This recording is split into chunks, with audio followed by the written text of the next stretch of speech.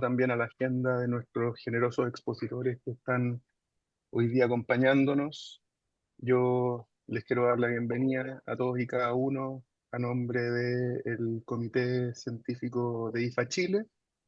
Hoy día estamos con nuestra segunda charla técnica del año y la idea es que abordemos temas de aplicación práctica o de aspectos prácticos de la participación o acceso a los beneficios de los convenios para evitar la doble tributación.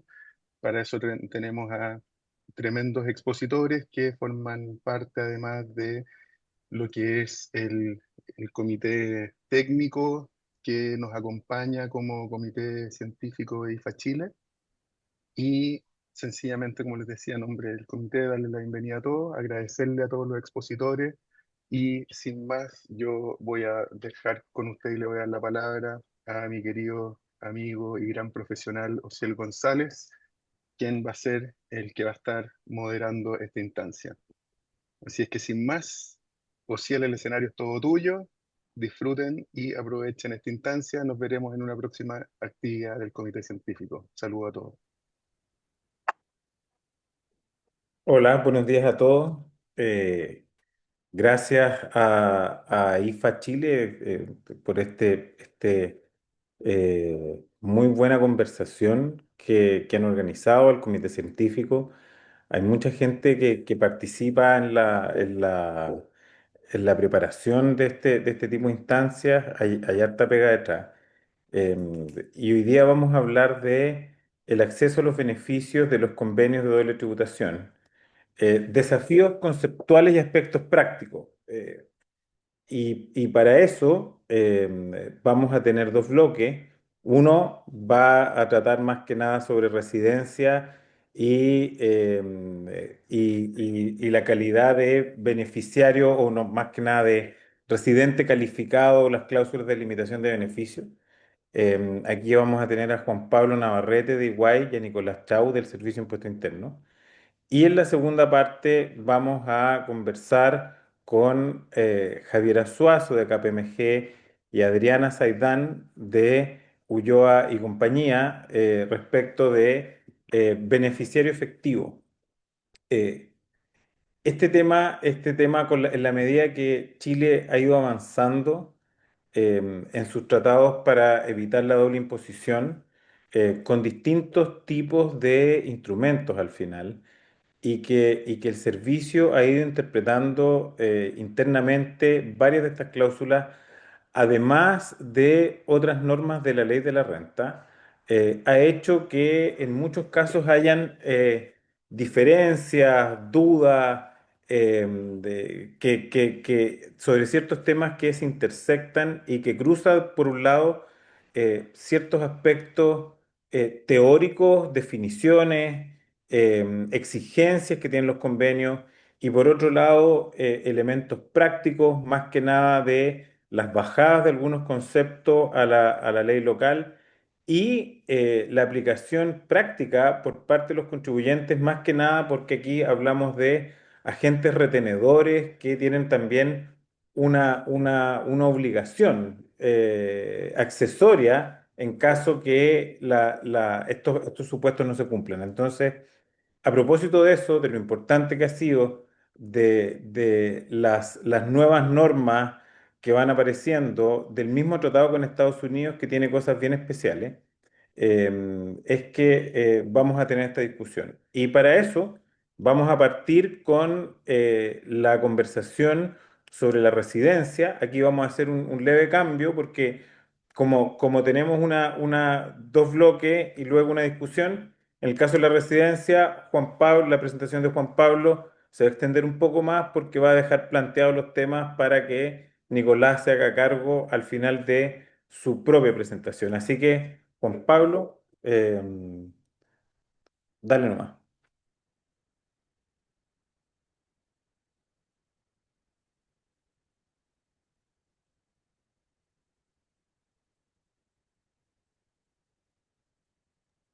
¿Está silenciado, Juan Pablo, por si acaso? Ahí sí.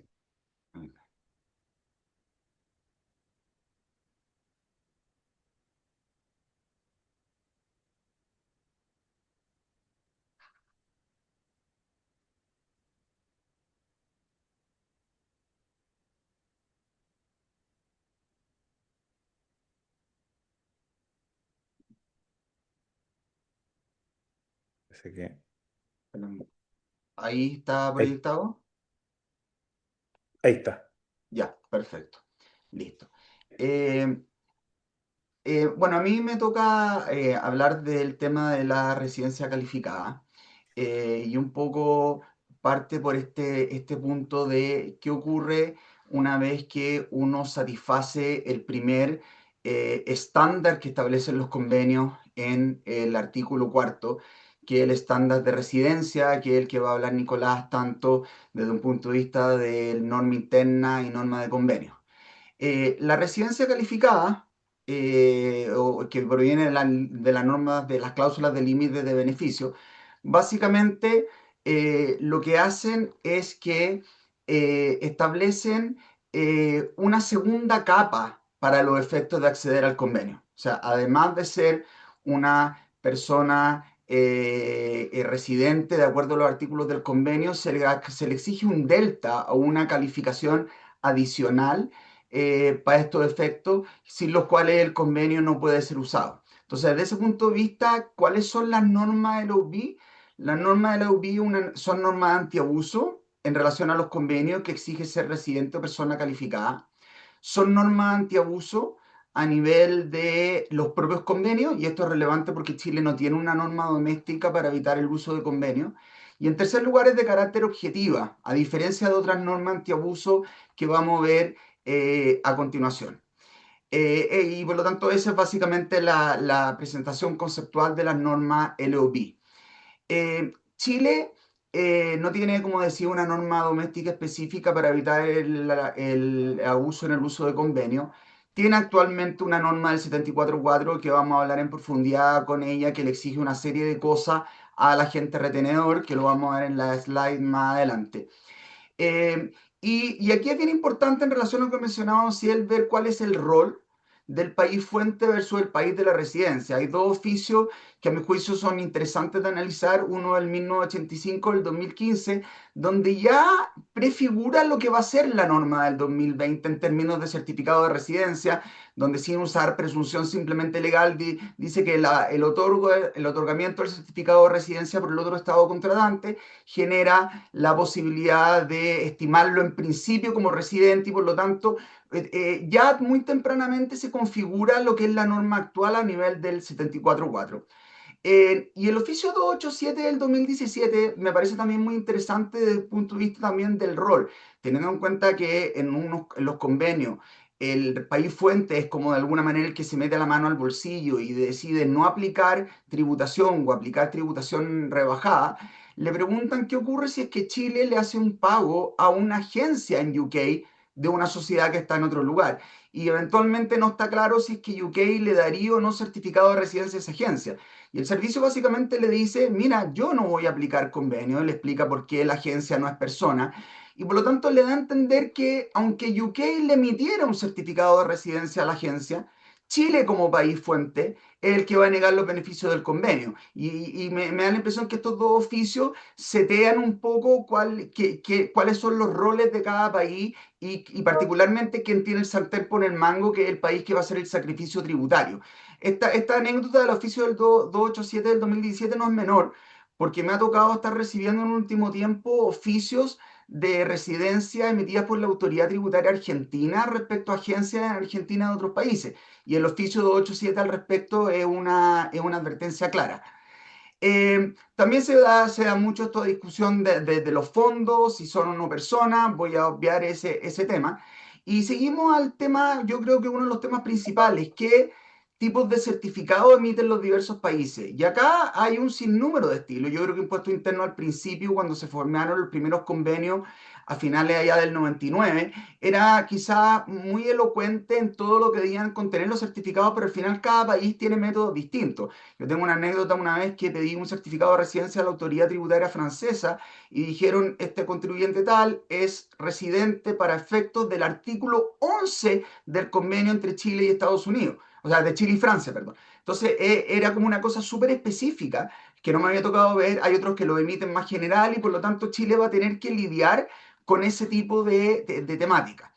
Eh, y acá hago una pregunta. era razonable que mientras rigió esta norma transitoria de que yo no tenía que restituir en algunos convenios firmados por Chile, pero no vigentes, que el Servicio de Impuestos Internos exigiera certificado de residencia. A mi juicio, los dos oficios que les menciono ahí a continuación lo exigían claramente, pero sentí que la resolución 151 del 2020 hizo un cambio, en el sentido que probablemente quizá entendió que yo no le puedo pedir un certificado de residencia a un país de un convenio no vigente. O sea, Estados Unidos antes del año 2024 te hubiera dicho, oye, muy bien tu artículo 63, pero yo no ando emitiendo certificados de esa manera.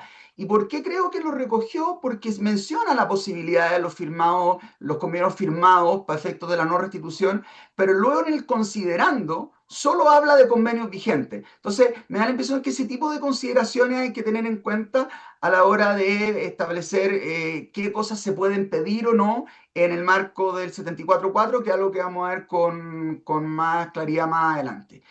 En esta parte no me voy a detener mucho. Hay otras normas antiabuso a nivel de convenio, particularmente Adriana con Javiera van a exponer todo lo del beneficiario efectivo. Solamente quisiera mencionar el tema de otro cláusula antielusión que es tan famosa o tan usada como el LOB, que es el Principal Purpose Test, el objetivo principal, que la gran distinción con la LOB que estamos poniendo ahora es que son de carácter subjetivo. ¿Cuál fue el propósito que tuvo esta entidad para ponerse en España, por ejemplo?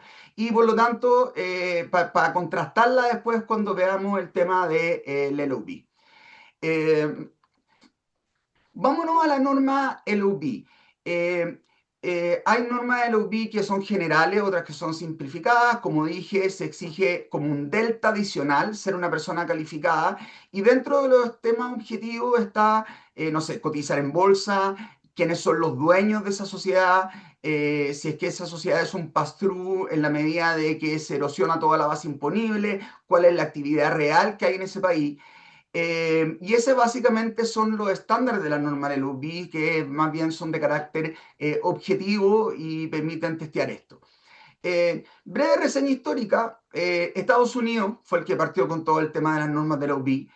Y lo interesante fue cómo después la OSD igual se fue acoplando. Primero en el BEPS 1.0, en la acción 6, donde da las alternativas mezcladas o no con el Principal Purpose Test, el LOB simplificado o extenso. Después Chile cuando firma el MLI. Y finalmente el modelo OECD, en esta bifurcación que tuvo Estados Unidos con la OECD desde el año 96, incorpora una norma más simplificada del OBI, como que se juntan los dos caminos. Entonces, si bien esto lo partió Estados Unidos, finalmente se fue acoplando con normas de la OECD y otro tipo de convenios y sobre todo BEPS 1.0, lo que significó el MLI. Esto no es anecdotario porque la lámina siguiente, en la cual no me voy a detener, muestra de alguna manera como una suerte de norma inorgánica respecto a cuál es la norma antiabuso de Chile en los convenios. Solo le preguntara, oye, ¿cuál es la norma antiabuso de Chile en los convenios? Bueno, depende. Eh, Hay que depender de los convenios pre-MLI, post-MLI, si es que se acordó uno de los BI o no se acordó uno de los BI, cómo quedaron, cómo fueron las reservas respecto de cada convenio cuando se formó en el MLI. Y por lo tanto es una lámina suficientemente inorgánica y desestructurada para que ustedes vean la forma en que esto quedó. No me voy a detener en esto, le pedí al comité de IFA que el que quiera después puede pedir esta presentación, pues la idea es meterme en temas que sean un poquito más de política tributaria, que es donde yo creo que existe la mayor cantidad de dudas y hay ahí terreno no virgen, pero dejo planteada esta lámina.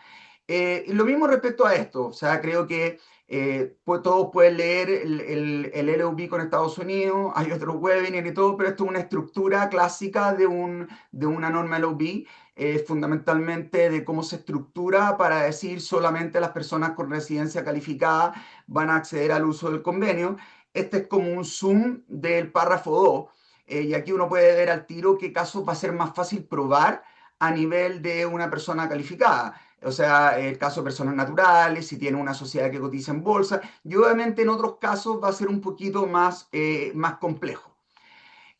Acá es donde me quiero detener porque es un poco donde están planteadas las preguntas que quiero hacerle a Nicolás, y donde está todo el terreno un poco no explorado respecto a cómo se va a testear la residencia calificada.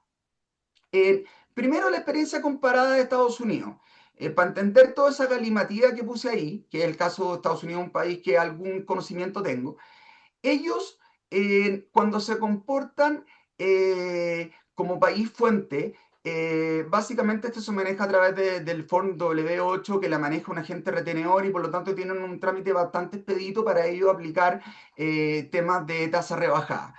Y la fiscalización del certificado de la residencia calificada, que ellos mismos inventaron, que son los que han promovido el OB, no se hace al momento del pago, sino que es un momento posterior donde el IRS americano puede fiscalizar si al otro lado del charco, si Europa o a este lado del continente, había al otro lado un residente calificado, pero no es algo que se exija o que se tenga certeza o que la gente retenedor tenga certeza al momento de hacer el pago. Es un tema ex post, ¿ya? Y simplemente lo dejo como referencia. Ignoro si hay otro país del mundo donde lo pudiera exigir al momento del pago, pero el caso de Estados Unidos, que fue el que conozco y estudié un poco, dado que ellos inventaron esta norma, me parece relevante para tenerlo como referencia. Nosotros, obviamente, como país fuente, y acá me meto al 74.4, somos libres de determinar lo que queramos. Y me da la impresión que hemos hecho un camino un poquito zigzagueante. ¿Por qué? Eh, la primera ley que introduce normativa de convenio a nivel de este 64.4 es la de Piñera 1, la reforma del 2012, donde básicamente estableció un inciso para los convenios, estableció lo del certificado de residencia y la declaración jurada que regulará el servicio. Ojo acá, menciona, además de beneficiario efectivo y beneficiario lenta, menciona residente calificado y establece una responsabilidad para el agente retenedor en caso de relación. Y esto que después va a desaparecer me parece muy importante para las preguntas que voy a hacer después con Nicolás. Luego viene, sorprendentemente me salto a la reforma del 2014, que para bien o para mal, según la opinión de cada uno, el año pasado se hizo el aniversario de los 10 años de esa reforma del 2014, que solo hace cambios cosméticos acá. Y la que es de febrero del 2016, que es la que se le llamó la reforma a la reforma, cuando Valdés suplanta Arena, es la que le mete mano a la reforma del 2012 en esta materia. Elimina la referencia a beneficiario efectivo y residente calificado y lo reemplaza por beneficiario de las disposiciones del convenio. Y este es un cambio que yo creo que no se ha hecho suficiente énfasis de que el 2012 usábamos esta nomenclatura. De hecho, el 2012, yo pongo ahí residente calificado, pero dice, o en los casos que corresponda residente calificado. O sea, el 2012 yo creo que tenía muy en mente el convenio hace 2 años firmado con Estados Unidos, pero después del 2016 se decide sacar esta nomenclatura, ¿ya?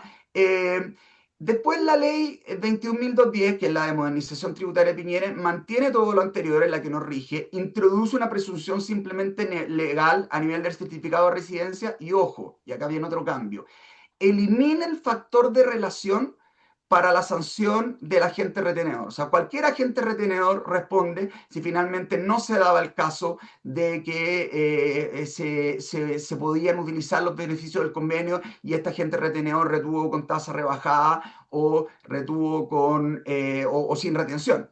¿Ok?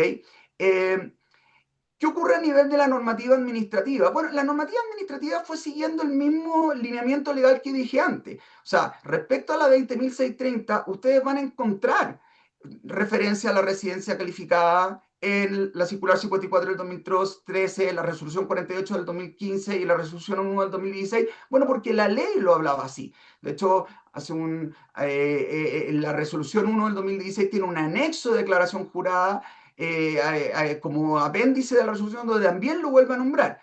Después viene la norma que elimina el concepto de residencia calificada y por lo tanto cambia la terminología, las circulares parafrasean un poco la ley y la resolución se adapta al cambio legal. Y cuando llega, digamos, a la ley 21.2010 de 2020, que es el 74.4 que nos rige en la actualidad, nuevamente la normativa no se pronuncia sobre la residencia calificada. ¿Ya? Acá alguna vez con mi amigo Rodrigo Stein, que no sé si estará en la audiencia, una vez discutimos, ok, si bien la normativa original se refería a residencia calificada y después dejó de hacerlo, uno podría entender que en aquellos convenios donde hay una cláusula del OB y tiene que haber una declaración jurada donde dice que es beneficiario a efectos de los convenios, dado que ese convenio exige residencia calificada, el declarar que soy beneficiario debiera ya tener incrustada en la declaración que es residente calificado al declarar que es beneficiario del convenio. Bueno, esa discusión que me parece legítima, a mi juicio, queda enterrada completamente con el oficio 1446 del 2024. El oficio 46 del 2024, básicamente, Impuestos Internos toma la postura de que no va a tomar postura. O sea, básicamente dice la declaración jurada de la contraparte no da cuenta de la residencia calificada y tampoco dice dónde debe constar. Y dejó de alguna manera la pelota dando bote. Hay dos oficios posteriores del 2024 donde se refieren a la residencia calificada, pero no en los términos del compliance como lo hace este. Y ahí viene la pregunta de ¿qué se le puede exigir razonablemente al agente retenedor? O sea, no nos olvidemos acá que estamos hablando de renta de fuente chilena obtenida por un no residente. O sea, no tenemos que perder eso de perspectiva. Incluso el artículo 83 de la ley de la renta da la posibilidad de que impuesto interno vaya directamente contra el no residente, salvo una hipótesis de que el chileno retenga y no entere a impuestos internos, una suerte como de perro muerto, pero salvo esa hipótesis, puede ir donde la gente, puede ir donde el no residente. Obviamente, como todos los países del mundo, nosotros tenemos un agente retenedor para no ir a Siberia a perseguir a la persona, pero la pregunta es, el impuesto no es de él, entonces, ¿qué yo le puedo exigir? Y yo creo que esa pregunta es la que el oficio 1446 del 2024 no se hace tan bien y por lo tanto no la quiso resolver. Y ahí viene el tema si estamos esperando más legislación o algo al respecto, pero ese es el gran tema. ¿Cuál es el nivel de due diligence que yo le puedo exigir a un agente retenedor? Voy a poner un ejemplo extremo. Imagínense un pago a una entidad no relacionada y que la norma antiabuso sea el principal purpose test. ¿Cómo yo se le va a pedir al agente retenedor, o es razonable pedirle al agente retenedor que haga una suerte de análisis subjetivo si su contraparte que no es relacionada se estableció en España específicamente para aprovecharse del convenio? No suena lógico, ¿no? Entonces la pregunta después que lo dejar planteada Nicolás es cuáles son los criterios y cómo se pretende de alguna manera regular esto. Controversias y fiscalizaciones a nivel de residencia calificada, yo no conozco que se hayan dado. Si alguno de los participantes después lo ve, encantado que lo pueda. Yo busqué en la base de datos a la que tenía acceso y no ha ocurrido esto. Y la pregunta final antes de pasar, o sea, el tema final antes de pasar a las preguntas es qué estamos haciendo nosotros en la práctica. Nosotros particularmente lo que le estamos diciendo a los agentes retenedores es, bueno, guarda en un cajón, el famoso defense file, todo lo que te pide el artículo 74, que es certificado de residencia, declaración jurada, que es beneficiario de convenio y que no se obtiene la renta a través de un EP, y guarda una opinión en derecho del país de la residencia donde diga que esa persona es residente calificada. Eso es lo que estamos haciendo nosotros por el momento. Obviamente cada país después verá lo que hace. O sea, la verdad me sorprendió en Ecuador, donde tú ex ante siempre tienes que retener todo con ley doméstica y todos los beneficios de convenio se impetran ex post, hay que ir a pedirlo. Obviamente ahí las estrategias de los asesores ecuatorianos, me compadezco de ellos, será una distinta, pero como funciona la normativa chilena, ese es el approach que nosotros estamos haciendo. Entonces, eh, ¿cuáles son las preguntas abiertas que a mí me gustaría dejarle abierto a Nicolás? ¿Cuáles son los planes de impuestos internos respecto a cómo regular la residencia calificada, teniendo en cuenta que el oficio 1446 del 2014 fue como un hold de decir, mira, este tema todavía está en veremos? Entonces, se pretende dictar, circular, resoluciones. ¿Habrá sido razonable que que el 2020 se haya quitado el factor de relación? Siendo que el factor de relación podría ser un eje súper determinante para la hora de que yo voy a exigir o no. Y se eliminó cuando hice la revisión legislativa. Así que esa es como una primera pregunta que me gustaría hacerle a Nicolás. Y termino mi exposición con un tema que quizás se sale un poco para el lado, pero ha sido bastante común en el último tiempo y sujeto a hartas discusiones, que es qué pasa con el IVA y posibles arbitrajes que los contribuyentes pudieran hacer de IVA.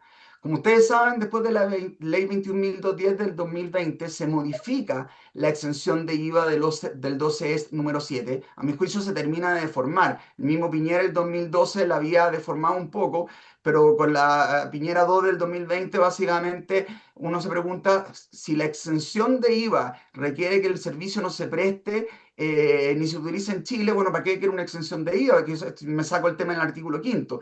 Yo sé que ahí la Subdirección Normativa de Impuestos Internos hizo malabares por interpretar esta norma, que a todo esto muchos después dijeron, no, era por el impuesto digital. No, no era por el impuesto digital, está en el origen del proyecto que se presenta y el impuesto digital no se regulaba con IVA, se regulaba con un 10% y después se mudó al impuesto digital.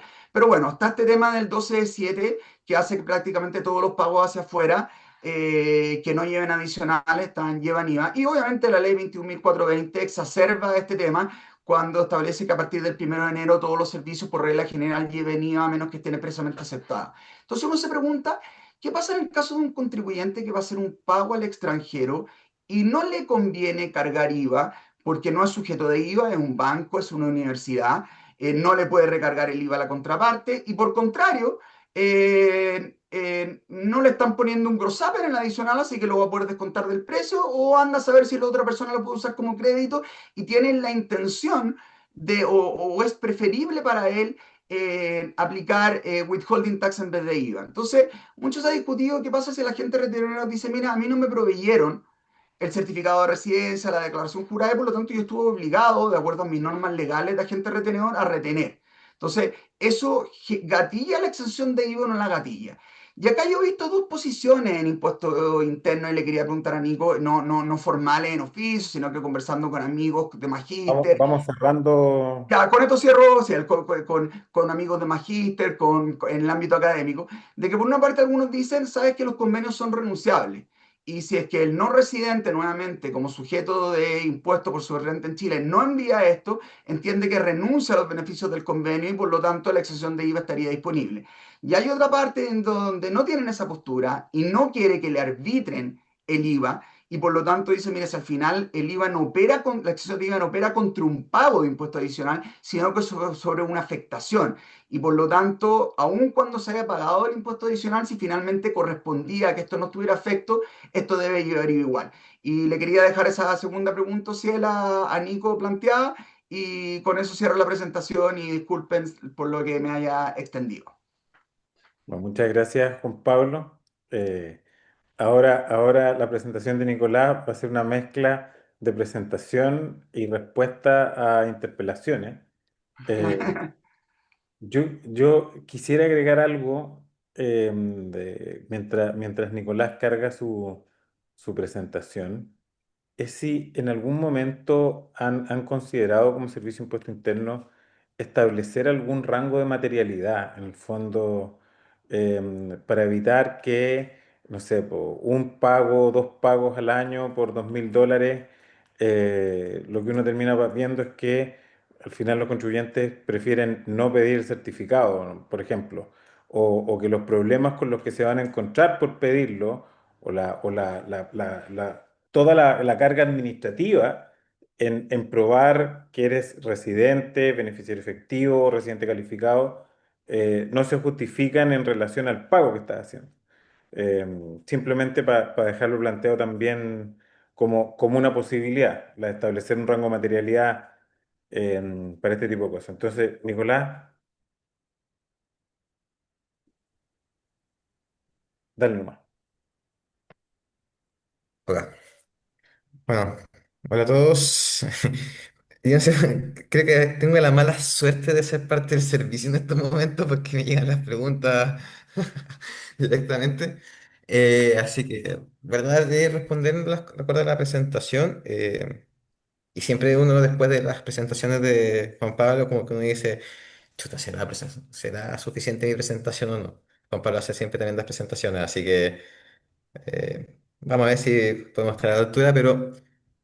Primero, a mí me toca la parte de la persona residente y era un tema más bien de nociones de qué es residente, qué se entiende por residente. En realidad viene desde el artículo 1. ¿Y por qué? Porque para acceder al convenio, para la aplicación del convenio propiamente tal, se requiere que una persona sea residente de uno o ambos estados contratantes. Eso es el artículo primero. Si no eres residente de uno o ambos títulos, de uno o ambos estados contratantes derechamente, tú no puedes acceder al convenio. Y yo hago la diferencia ahí entre la aplicación del convenio, porque el convenio siempre aplica técnicamente. El convenio siempre, desde que está vigente, aplica para todo. Pero una cosa es que el convenio sea aplicable y otra cosa es que tú puedas acceder al convenio. Y en definitiva, el artículo 1 te dice si tú puedes acceder al convenio. Y de ahí está la definición de persona, a la cual no me quiero referir mucho porque no es objetivo de esta presentación, pero recordemos que servicio en muchos oficios ha dicho que el término persona es muy amplio, incluso lo ha dicho para fondos, y siempre hace un pequeño como stop, una limitación ya a nivel de residencia. La residencia es uno de los primeros límites en realidad que uno tiene respecto del acceso al convenio. Y eso está definido en el artículo cuarto. Y por último, algo que se ha ido agregando, y lo que decía un poco Juan Pablo en realidad, es el acceso al convenio requiere ahora que sea una persona ya no solamente residente, sino sea calificada. Ya nosotros ya hemos dicho en algunos oficios, sobre todo en Estados Unidos, que la persona debe ser residente calificada. E incluso se ha discutido que en realidad desde que está el EMALAI, desde que el EMALAI ha incluido la LUB en alguno de nuestros convenios, porque obviamente es una medida de uso específica junto con la PPT, con la Principal Purposes Test, incluido en los convenios en que tenemos la LUB. Y pasa a ser un requisito de entrada, por mucho que, y ahí tomando un poco lo que decía Juan Pablo, que decía que si bien es una medida que ex post, porque obviamente va al momento de fiscalización, pero en realidad tú requieres ser calificado al momento de acceder a los beneficios del convenio. Entonces, si no, no podrías acceder a ello. Entonces, al final, ahí la pregunta surge es si la diferencia está entre cuándo se revisa a cuándo tú debes ser calificado. Y tú debes ser calificado al momento de impetrar los beneficios del convenio. Entonces, al final es una medida de acceso. Desde mi punto de vista, al menos. Yo no estoy hablando del servicio, o sea, estoy hablando de mi punto de vista. Eh, Y ahí, una de las cosas que nosotros, que como servicio, ahí voy a hablar más un poco de lo que es el servicio. Efectivamente, el servicio no se ha pronunciado todavía mucho sobre el ámbito de calificación, cuándo y cómo se prueba o se considera que debe ser calificada, más allá de lo que sale el convenio. Y esto tiene que ver con dos motivos. En realidad, eh, el tema de la calificación como requisito de acceso al convenio es relativamente nuevo incluso para el servicio, ¿ya? O sea, no es algo que tengamos en todos nuestros convenios, o sea, que teníamos nuestro convenio, de hecho solamente estaba en Estados Unidos originalmente y después se incluyó en ciertos convenios a través del instrumento multilateral. Entonces, internamente se ha estado discutiendo cómo vamos a em, verificar en definitiva que una persona efectivamente haya sido calificada al momento de acceder a los beneficios del convenio y se ha estado discutiendo cómo ver de una forma más bien comprensiva si es que correspondería tener una norma o una instrucción que abarque esto de qué se entiende por persona calificada.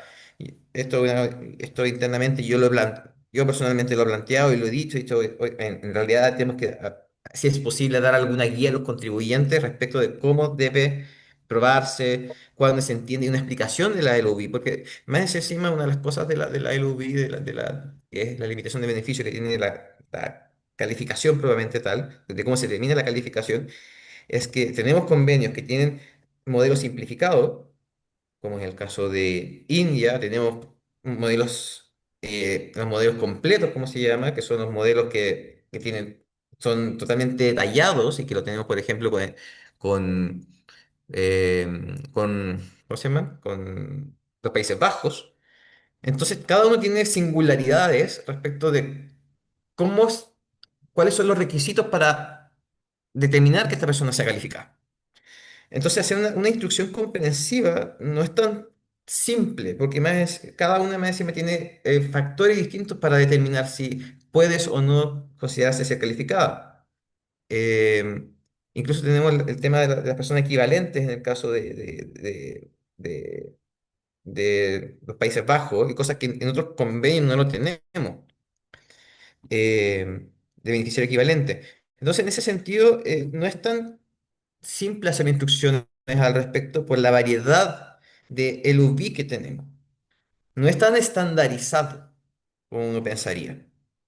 Eh, Ahora bien, también hay que tener en cuenta ahí que una de las cosas que también da el beneficio, o sea, si uno y siendo abogado del diablo y saliéndome un poco de ser ser funcionario público, ¿no? Y ser parte del servicio, uno dice, bueno, el no tener instrucciones también te da cierta libertad para poder probarlo.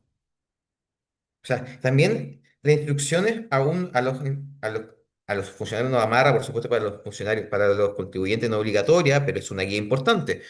Sin embargo, cuando no están, bueno, te da mucha más libertad de probar, libertad probatoria para señalarle y mostrarle al servicio, si es que cuando te lo exija, oye, nosotros somos calificados, y tal como decía Juan Pablo, oye, yo lo pruebo a través de un informe, por ejemplo, del otro país, dice un informe en derecho, determinando que efectivamente cumple con esta calificación, sin perjuicio que a nivel de fiscalización,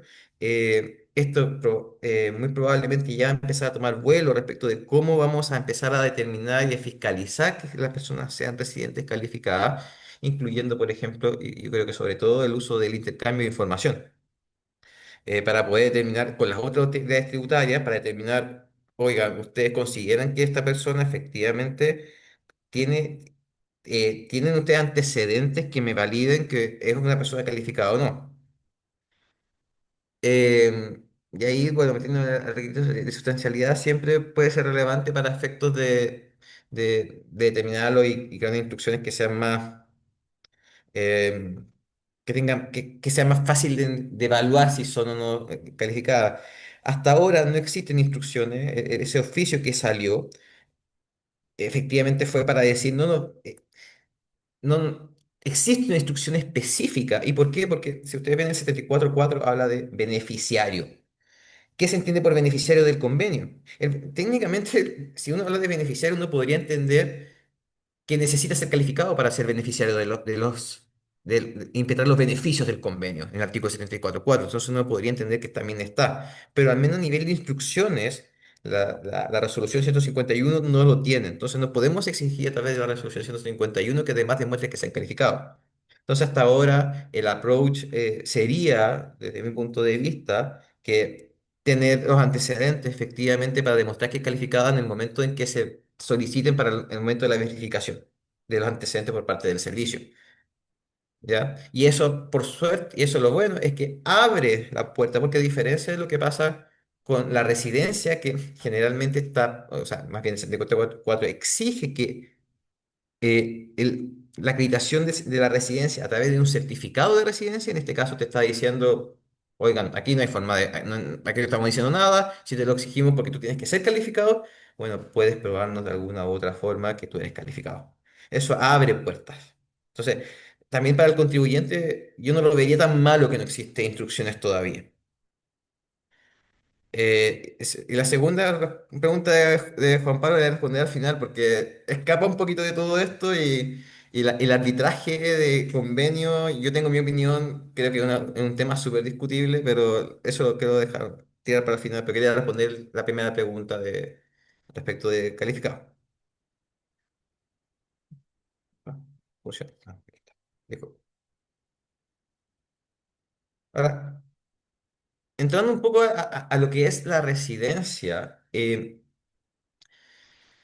todos los convenios que tenemos del servicio son prácticamente iguales respecto a residencia, excepto algunos nuevos que hemos incluido los fondos de pensiones, que también se van a considerar residentes y que en principio no se consideraban residentes, sobre todo los fondos de pensiones reconocidos como tales y que van a estar en la definición del artículo tercero. Ahora, la definición de residencia se remite inmediatamente a la legislación interna. En sí misma es una definición, pero dice que para determinar cuándo se entiende que es residente, necesariamente tienes que remitirte a la legislación interna. Ni siquiera uno va al artículo 3.2 para determinar si existe, qué se entiende por residencia, domicilio, sede efectiva, etcétera, sino que derechamente el mismo artículo dice que para efectos de estos convenios tienes que remitirte, ¿no es cierto?, a la definición interna de alguno de estos conceptos. ¿Por qué? Porque ahí la definición dice, tú tienes que determinar que hay un nexo, un vínculo relevante. Y este vínculo relevante viene en relación con la residencia, domicilio, sede efectiva u otras análogas. Chile en sus convenios tiene también la incorporación y bueno, Estados Unidos tiene la nacionalidad. Eh, entonces, al fin y al cabo, tenemos que, como requisito principal, que tiene que haber un nexo, un vínculo. Pero no solamente tiene que haber un vínculo, sino que además dice, ustedes, para aplicar el convenio, el residente tiene que estar afecto a rentas de fuente mundial.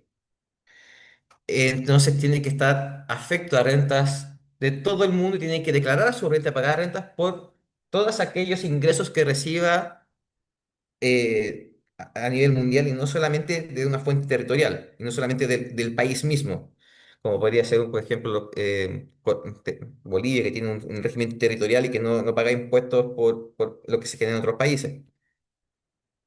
Y ahí un tema relevante es que está la diferencia entre liability también, que es el liability to tax y el subject to tax.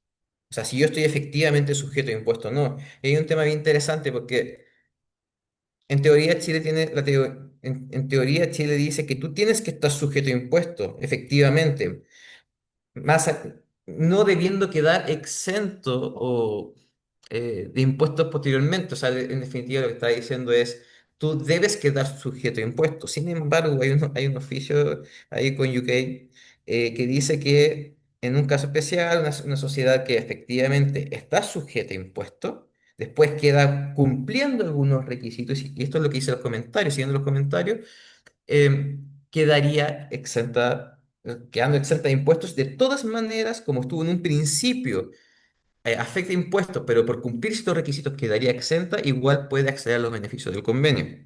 Lo cual va contra la teoría del subject to tax, que tiene que sí o sí estar sujeta a impuestos y que no debería haber una norma de exención a la cual le aplica para quedar exenta de impuestos. Esa es una discusión que siempre ha estado.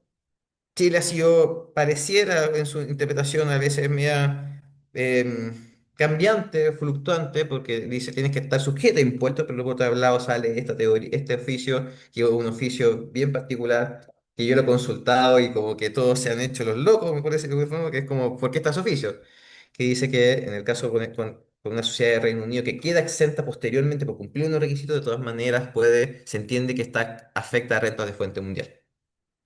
Después vienen las normas de desempate. Las normas las normas de desempate, lo importante, y quiero pasar rápido esto porque obviamente esto no hay tanta discusión en la doctrina, prácticamente en Chile tampoco, respecto de qué pasa si existen dos residentes, o sea, un residente de ambos países.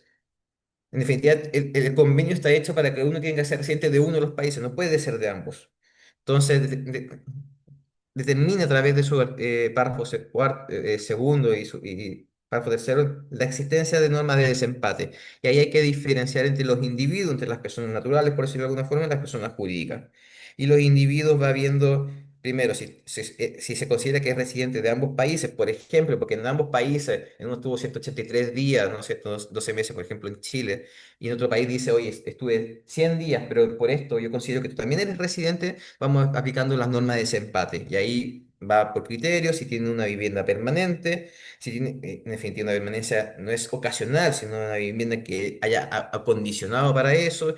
Después, luego dice, bueno, pues si tiene vivienda permanente en ambos países, tenemos que determinar si existe centro de vital interés, dónde está la familia, dónde trabaja, la fuente de los ingresos, etcétera. Y ahí los comentarios van dando una serie de requisitos o más bien como test para determinar si son o no y como guía para decir si existe centro de intereses en uno o ambos países.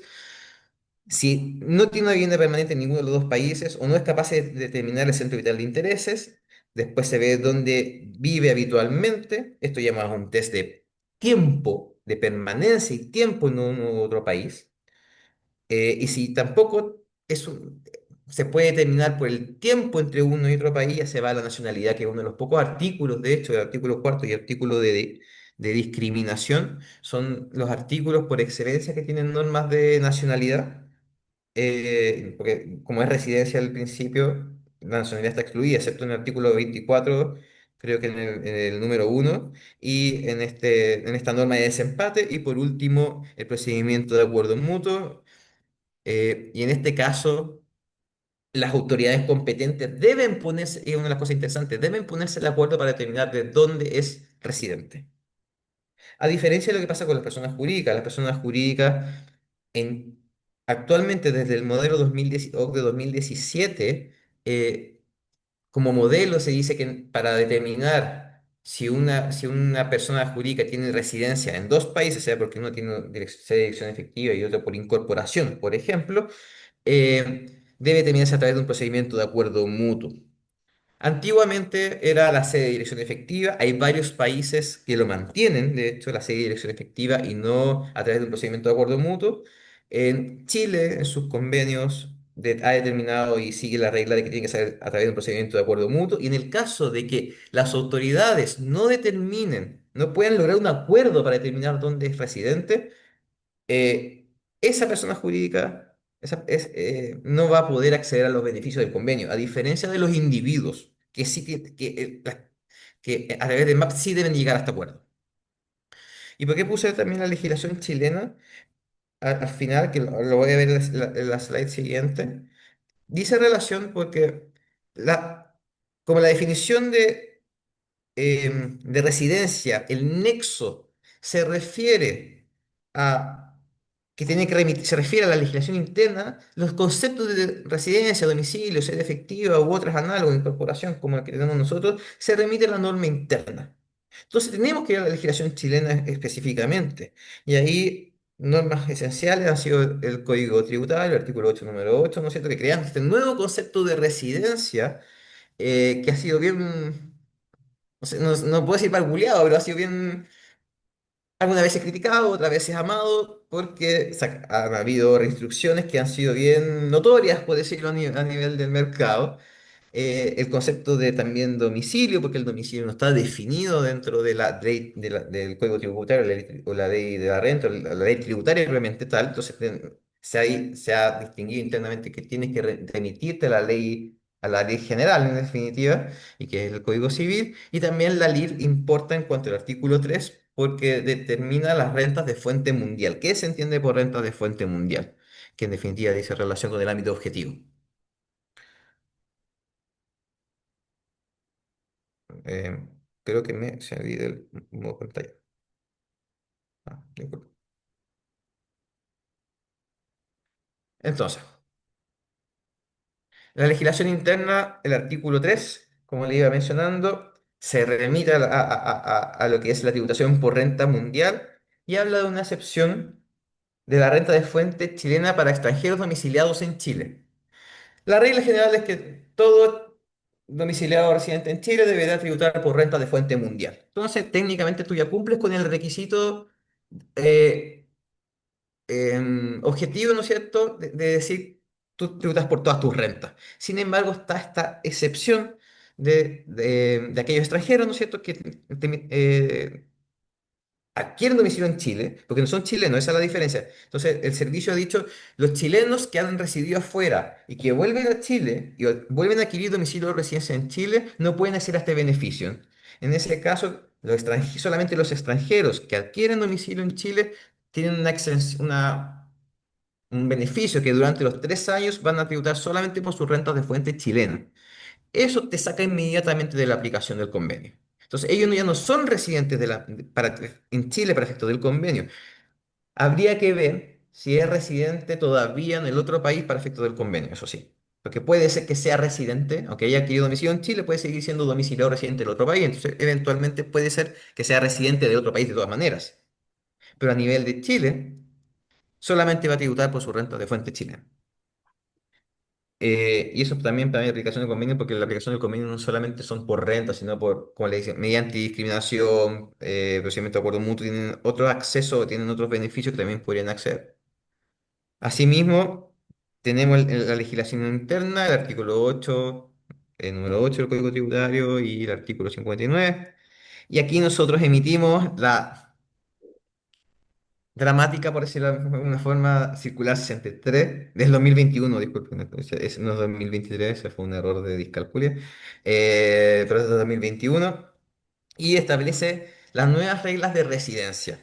Y establece una regla, la regla que dice que en definitiva tú tienes que por más de 180, por 183 días, en un periodo de 12, sorry, ahí tengo un error, más de 183 días en un periodo de 12 meses móviles, tú puedes adquirir la residencia. Y la circular en definitiva da ejemplos de cómo se toman estos meses móviles y cómo pierdes la residencia esperando que tienes que tener más de 183 días afuera y desde ahí en adelante tú puedes hacer perder la residencia o la adquieres después de 183 días. Y está una de las cosas que más ha creado bulla, en definitiva, a nivel de los contribuyentes, que es el factor del domicilio. ¿Y por qué? Porque el domicilio, si uno lo ve, tiene un factor económico y familiar en el 59 y el servicio ha tenido muchos oficios en su historia que tienes que ver la familia, dónde está la familia y dónde obtienes tus ingresos y otros dicen que eso es solamente el tema económico y en la circular se tomó la determinación de que fuera exclusivamente un factor económico. Se, Nicolás, ¿Ya? sí, sí, si puedes ir por favor cerrando la presentación. Perfecto, lo voy a hacer rápido. Entonces, el factor económico. Y ese factor económico ha sido muy, muy complejo en todo este tiempo. Para determinarlo, entonces han salido muchas instrucciones al respecto y también asimismo han salido otras resoluciones de adquisición inmediata del domicilio y de la pérdida. Y se aclara que el artículo 103 de la LIR ya no se pierde la residencia solamente por pagar, por cumplir con el 103 de la LIR, sino que es una medida de control y sale una resolución que es la 133 de 2021 que señala cómo perder la residencia y certificación de la pérdida de residencia, cosa que yo entiendo que casi no se da. Y asimismo tenemos los beneficiarios del convenio. Por último tenemos el 74.4, como les digo. Beneficiario del convenio, es necesario acreditar la residencia se acredita por el certificado de residencia y además exige una declaración jurada de establecimiento permanente y de que es beneficiario respecto de los beneficiarios del convenio. Y esos requisitos son del 74.4, es para la no retención. No significa que uno no pueda acceder a los beneficios del convenio después. O sea, uno puede presentar de todas maneras posteriormente el certificado de residencia y poder obtener la devolución. Pero para no retener de forma inmediata, que es una opción que tiene y que da el Mm. comentario, que es opcional, uno tiene que cumplir con los requisitos 74.4. Y acá solamente una lista de oficios eh, que son relevantes para entender algunas cosas de las que hemos dicho. El oficio 1826 del 2016 particularmente es uno de los más importantes porque en eso se basa la circular 63 y en definitiva ahí se basa en el asiento principal de los negocios y explica lo que es el asiento principal de los negocios, ¿ya? Y se refiere a tanto ingresos como bienes, como patrimonio para determinar dónde está el asiento principal de los negocios. Y no solamente ingresos, sino que además bienes. Entonces, y se menciona en un pie de página, de hecho, la circular. Asimismo, tenemos la 2875, que habla de aspectos operativos para la pérdida de residencia, el artículo 103, y el 2442 de Reino Unido, ¿no es cierto? Que es interesante porque si tú mantienes el domicilio, lo que te dice, tú de todas maneras tú sí tienes que cumplir con las obligaciones accesorias. Aunque tú seas residente para efectos del convenio en otro país, tú tienes que cumplir las obligaciones accesorias en Chile, incluyendo la declaración del formulario 22. Y para el agente independiente, tienes que pagar el impuesto y pedir la devolución. Ese oficio es súper particular y fue una discusión interna con impuestos directos bien relevante porque te quita un poco el beneficio de no pagar, sino que te dices que al final igual tienes que pagar y obtener la devolución. Eh, Eso quería y por último el del 2485 también, que es bien relevante porque es el único oficio en que damos lineamientos respecto de pruebas, que todos se los saltan, de pruebas para determinar la pérdida de la residencia y la pérdida de residencia, e incluso pedir la certificación de residencia. Ese oficio que es con Australia respecto de pensiones, se determina que las pensiones no son ingresos propiamente tal de una actividad. Y esta persona demuestra que tiene mucho, tiene casa allá, tiene familia allá, tiene cuentas allá, etcétera, y se dice, bueno, él perdió efectivamente el domicilio en Chile. Es uno de los pocos oficios en que menciona como situaciones y casos, y más bien elementos para determinar que se pierde la residencia. Y es un oficio que como que todo lo digo porque muchas veces lo han pasado por alto y está. Después de ese oficio nunca más hemos dicho nada al respecto, de hecho, sobre pérdida de residencia. Eso quería destacar de ese oficio en particular. Después está el de oficios de convenio propiamente tal. Ahí hemos tratado que los convenios tratan la redomiciliación, ¿no es cierto? Particularmente y el procedimiento de acuerdo mutuo para determinar que la redomiciliación no sea conforme al convenio. El 1365 habla de la prelación, ¿no es cierto? La norma de desempate. El 1857 es que se debe acreditar la residencia tributaria. eh, y la acreditación de la residencia tributaria no está en el convenio, es un oficio que dice, no está en el convenio cómo tú acreditas la residencia tributaria, entonces pareciera dar la luz de que no necesariamente necesitas un certificado de residencia, tú puedes acreditarlo de otras formas.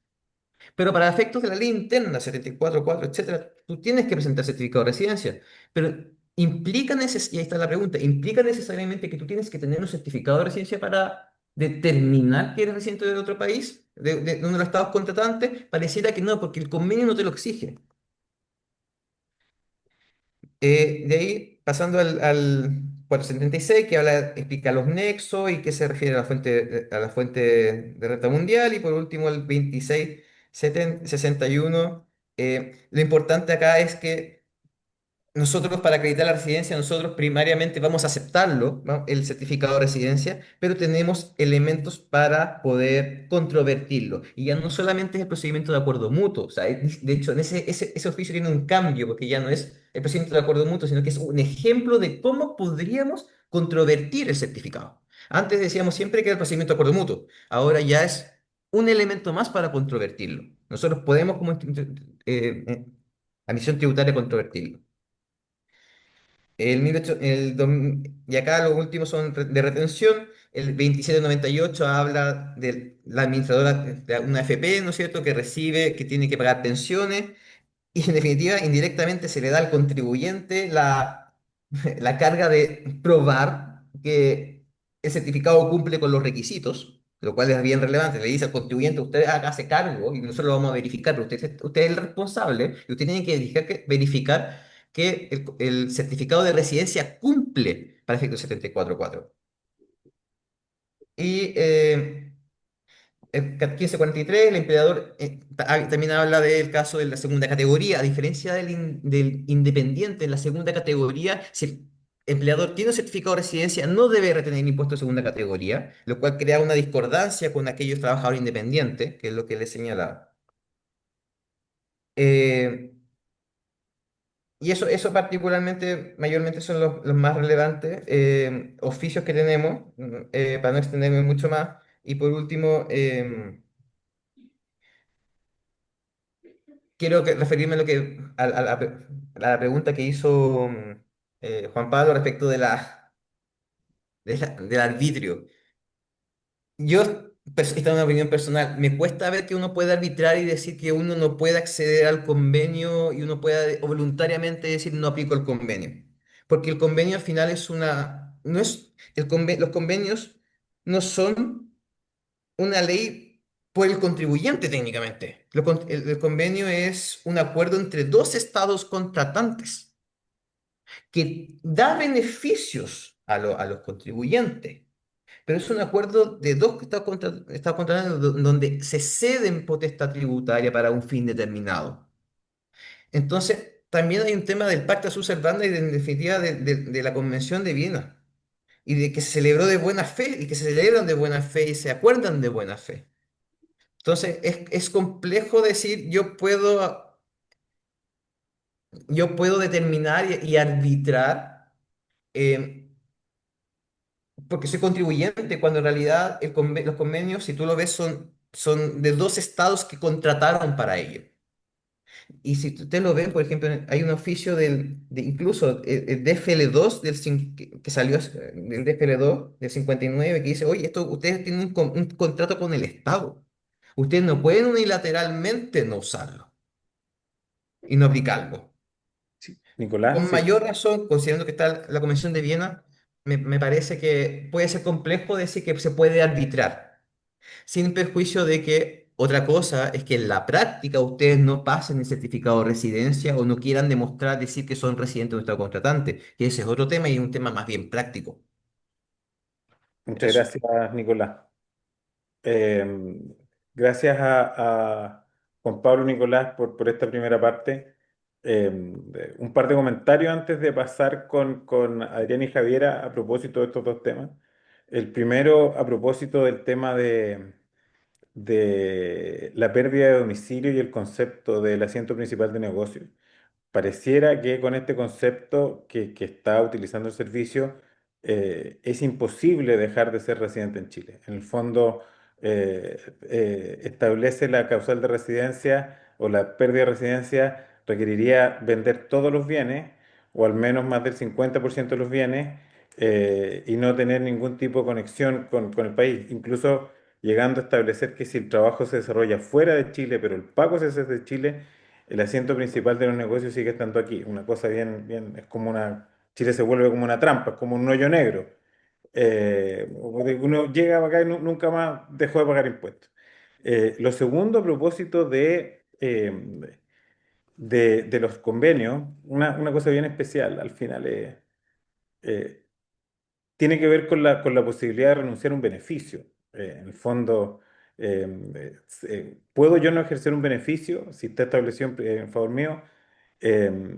Puede ser que en realidad, más que nada, el tema tenga que ver con cómo el estado de residencia trata esta renuncia, en que probablemente por ser un pago voluntario no le va a dar derecho a crédito y debiera ser el fin de la historia.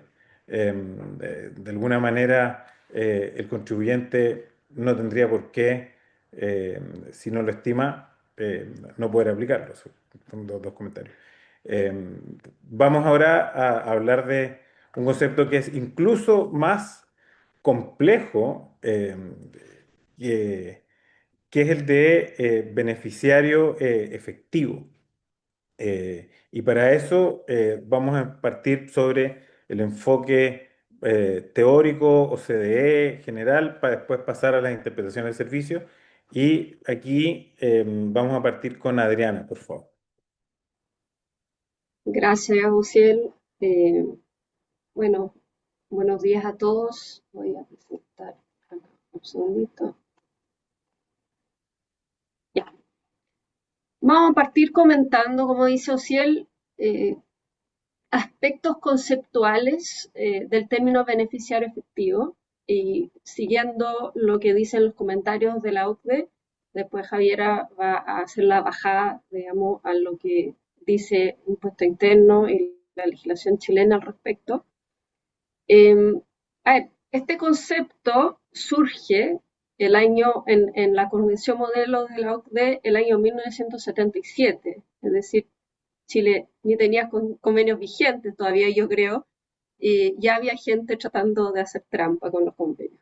Así que al darse cuenta de esto, la OCDE incluye en su convenio, en su convención modelo, este concepto que yo diría que es la primera norma antielusiva que aparece en los convenios. Eh, bueno, ¿de qué se trata en términos generales? Es un requisito que está presente en los artículos 10, que se trata de dividendos, 11, intereses y 12 regalías del modelo OCDE. Estos artículos son artículos bilaterales, por esencia, es decir, siempre exigen que una renta sea pagada desde uno de los estados contratantes a un residente del otro estado contratante. ¿Ya? De no existir esta bilateralidad, no se aplican estos artículos. Eso igual encuentro relevante y explica un poco la razón por la cual este concepto está solo en estos 3 artículos, porque son artículos que limitan estado fuente cuando hay bilateralidad. Es una norma antiabuso per se, diría que una norma específica antiabuso, y que busca evitar justamente que los contribuyentes usen los convenios de forma abusiva, determinando que el país fuente solamente tiene la obligación de aplicar las tasas reducidas que están en estos 3 artículos, si es que el recipiente de la renta, además de ser residente en el otro estado contratante, que es concepto básico, ¿cierto?, para la aplicación general del convenio, es el beneficiario efectivo de la renta. En términos bastante simples, ¿ya? Pusimos acá 2 ejemplos en el caso 1 hay un dividendo que distribuye una sociedad en Estados Unidos a una sociedad en Chile. La sociedad en Chile tiene un 60% de participación en la sociedad de Estados Unidos. Estos dividendos, siempre y cuando Chile sea de partida residente calificado, ¿cierto?, bajo el convenio, como decía Juan Pablo, pero además el beneficiario efectivo de la renta, estos dividendos van a estar sujetos a una tasa de impuesto de retención reducida en Estados Unidos. Normalmente aplica una tasa del 30%, acá bajo el convenio en estas circunstancias va a aplicar una tasa del 5%. En el otro escenario, si es que la sociedad chilena resulta que no es el beneficiario efectivo de la renta, Estados Unidos no estaría obligado a aplicar esta reducción de tasa al impuesto de retención y podría aplicar su tasa doméstica común y corriente, digamos que es el 30%. Entonces una nota que es bastante relevante y bastante limitante el concepto en el fondo, porque sencillamente el no ser beneficiario efectivo genera la no aplicación del artículo, del numeral 2 de cada uno de estos artículos que limita la tributación en la. Aquí les pongo un ejemplo general, ¿cierto?, de lo que dicen los convenios de Chile. La mayoría de los convenios de Chile tiene un artículo 10, ya voy a partir por el artículo 10, pero la verdad que el concepto está en el 10, 11 y 12 más o menos de la misma forma. En el ejemplo del convenio Chile-Perú, y después hago un comparado con el modelo de la OCDE, que vamos a hablar después con Javier al final de algunos oficios emitidos por impuestos internos para los cuales esto tiene relevancia. Entonces, ¿qué dice nuestro ejemplo acá? Si los dividendos son pagados por una sociedad residente, por ejemplo, en Chile, a un residente en Perú, solo se pueden someterse a imposición en Perú. Sin embargo, dichos dividendos también pueden someterse a imposición en Chile, ¿ya?, que es el país donde reside la sociedad que paga los dividendos, según la legislación de Chile, pero si el beneficiario efectivo de los dividendos es un residente en Perú, el impuesto no podrá exceder cierto porcentaje, ¿cierto?, dependiendo del caso específico. El modelo OCDE actualizado, versión 2017, es levemente distinto a esto, pero uno cuando lo mira no se da cuenta tanto de la diferencia, ¿ya? Pero vamos a tratar de buscar. Entonces, el numeral 1 es exactamente igual, ¿cierto? Y el numeral 2 parte con sin embargo, en vez de partir con dichos dividendos, dice, sin embargo, los dividendos pagados por una sociedad residente de un estado contratante pueden someterse también a la imposición estatutaria y sigue igual, ¿ya? Aquí, la única diferencia, ¿ya?, entre el ejemplo clásico de los tratados de Chile y es que en el ejemplo clásico de los tratados de Chile, modelo anterior, digamos, se habla de dichos dividendos. ¿Qué son dichos dividendos? Dividendos pagados por una sociedad residente de un estado contratante a un residente del otro estado contratante. Y la OCDE cambia esto y habla en general de los dividendos pagados por una sociedad residente en un estado contratante. ¿Y por qué hace esto? Los comentarios al modelo actualizado explican esta modificación. Lo que dice la OCDE es lo siguiente. Nosotros siempre hemos querido, en el fondo, que no exista una obligación de que para que se aplique la tasa rebajada, los dividendos se paguen directamente al beneficiario. ¿Ya? Después vamos a ver esto en específico, pero el término dichos dividendos, al hacer referencia al numeral 1, en que se habla de dividendos pagados por una sociedad de un Estado contratante a residentes del otro Estado contratante, podría dar a entender que esto se exige, digamos, de cierta forma, una bilateralidad también en el pago, es decir, debe haber un pago efectivo al beneficiario efectivo. Entonces, como ya los comentarios venían hace muchos años diciendo que esto no era necesario, digamos, es posible que el beneficiario aplicar el convenio cuando el beneficiario efectivo no es el que recibe directamente la renta, se produce, digamos, se acuerda este cambio. Para dejar esto 100% claro, es importante decir que en los mismos comentarios, cuando se hablan de este cambio, dicen, este cambio no significa que hacia atrás, o sea, los convenios que tienen la otra redacción, se deben aplicar de una forma distinta. Nosotros solamente quisimos aclarar que esta fue la intención desde el principio. ¿Ya? Esto es súper relevante. Otros conceptos, ¿ya? El requisito de beneficiario, ¿qué dicen los comentarios? El requisito de beneficiario efectivo se incluye en estos artículos para aclarar el significado de la frase pagados a un residente, ¿ya? El que sea pagados a un residente quiere decir que efectivamente el residente tiene que ser el real dueño de la renta, ¿ya? Por lo cual el Estado fuente no está obligado a renunciar a sus facultades de gravar una renta solamente porque se paga directamente a un residente del otro Estado. No, este residente del otro Estado tiene que tener pleno uso y goce sobre esta renta, ¿ya? Y lo que dicen también los comentarios es que este concepto, entonces, de beneficiario efectivo debe entenderse en este contexto y de una forma bastante amplia, ¿ya? Dice expresamente también que es irrelevante la interpretación que cada país pueda dar al término beneficiario efectivo en su legislación doméstica. Eso pareciera ser un poquito contradictorio, ¿cierto?, con los mismos comentarios de la OCDE que dicen cuando un término no está efectivamente definido en el convenio, no tiene que ir a la legislación interna. Acá los comentarios dicen, no, ojo, que acá la legislación interna no puede salir de este contexto en que estamos hablando, ¿ya? Que es beneficiario efectivo, es alguien que tiene pleno uso y goce sobre la renta. Eso porque hay muchas legislaciones que tienen conceptos de beneficiario efectivo para otras cosas y de repente para efectos de legislación de trust o para determinados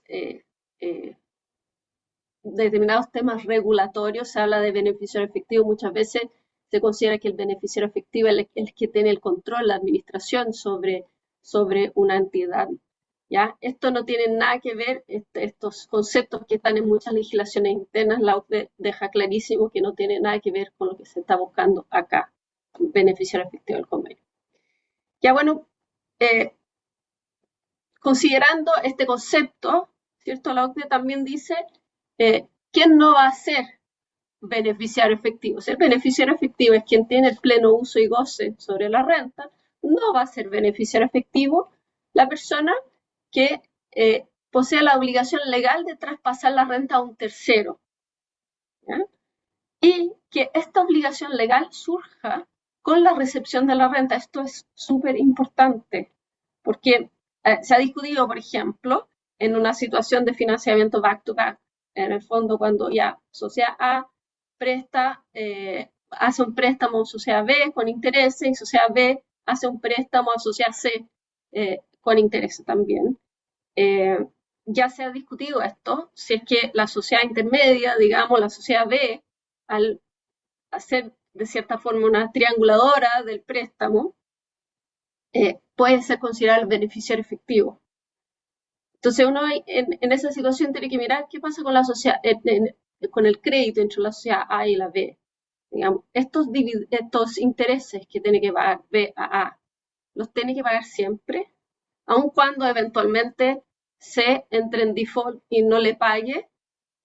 Si es que B solo tiene que pagar a A en la medida en que reciba de C, se podría considerar, ¿cierto?, que B no es beneficiario efectivo de estos intereses. Pero si B le tiene que pagar a todo evento, ¿ya? La obligación legal de pagar a no surge con la recepción de la renta que proviene de C. Entonces, B sí debiera ser considerado el beneficiario efectivo, ¿ya? También se dan ejemplos, que no un listado exhaustivo, digamos, de cuáles son, qué tipo de personas, digamos, no serían considerados beneficiarios efectivos.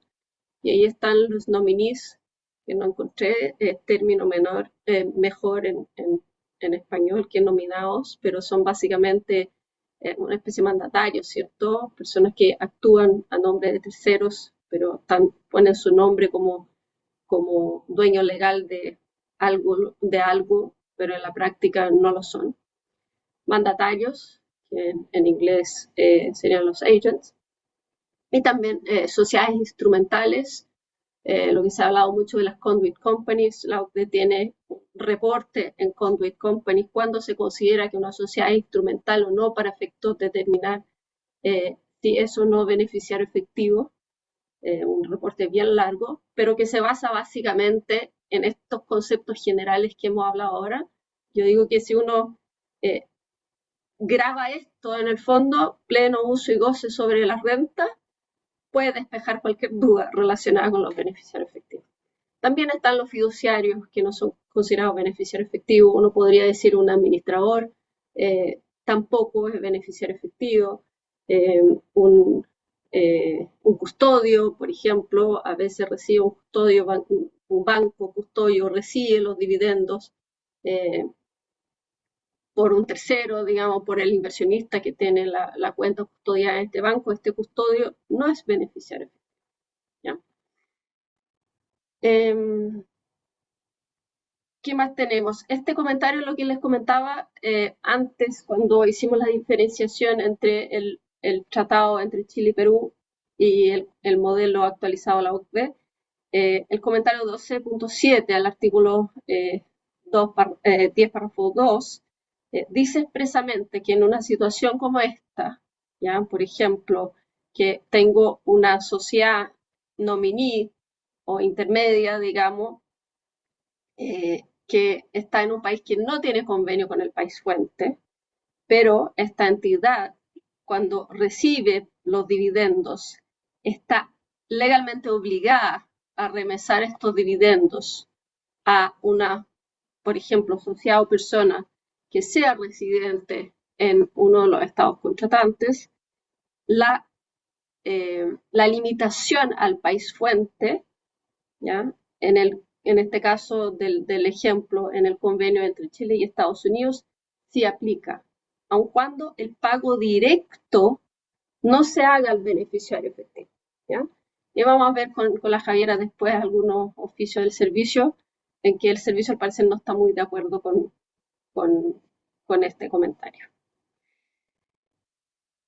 Y aquí les pongo algunos ejemplos de jurisprudencia internacional en que queda bastante claro cómo se ha interpretado el concepto de beneficiario efectivo. Hay muchos, yo traje dos, pero si buscan en Google van a encontrar muchos más. El primero, un caso emblemático, el Royal Dutch Oil, digamos que hoy día es Shell.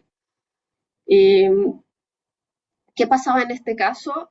Un holding luxemburgués era dueño de la sociedad holandesa Royal Dutch Oil y Holanda y Luxemburgo no tenían tratado para evitar la doble tributación en ese minuto, y lo que hace el holding luxemburgués, no se sabe si buscando bajar la aplicación del impuesto de retención a los dividendos o por otras razones comerciales, ¿cierto? Vende los cupones de los dividendos a una corredora de bolsa que es residente en UK. UK y Holanda sí tenían en ese minuto un tratado para evitar la doble tributación, como lo tiene hasta el día de hoy. Y los dividendos efectivamente se pagan a esta corredora de bolsa. Y la corredora de bolsa solicita la aplicación del convenio entre UK y Holanda.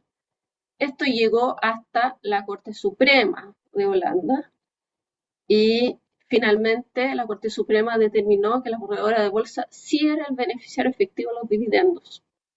¿Y por qué? Porque tenía la libertad de disponer de los dividendos y gozar de sus frutos como quisiera. ¿Ya? Acá hubo una venta cupón. O sea, algo similar, uno diría ya que así que se dio el usufructo, digamos, de estas acciones a la corredora de bolsa. Y uno dice, bueno, obviamente si tiene este derecho de percibir estos dividendos y después no tiene una obligación de devolverlo porque compró los cupones, obviamente el beneficiario efectivo, ¿cierto? Entonces, este caso encuentro que es bien clásico y muestra de forma bastante sencilla cómo se debe interpretar este concepto. Y hay un segundo caso, con eso voy terminando, en que es el denominado caso Prévost, es un caso de una sociedad canadiense. Acá hay una Volvo en Suecia y Henleys en el Reino Unido decidieron hacer una adquisición de esta sociedad canadiense que también está dedicada al mundo automotriz. Y así se dice expresamente en el fondo en algunos comentarios sobre el caso de que para reducir la tributación sobre los dividendos, estos dos socios deciden crear un holding en Holanda para a su vez adquirir este target en Canadá. Acá, si uno mira las tasas de los convenios vigentes, se hace bastante evidente la razón por la cual quieren buscar, digamos, poner un holding entre medio. La tasa del convenio UK-Canadá un 10%, la tasa del convenio Suecia-Canadá un 15%, UK, Holanda es un 5%, Suecia, Holanda un 0%, ¿ya? Canadá, Holanda un 5%.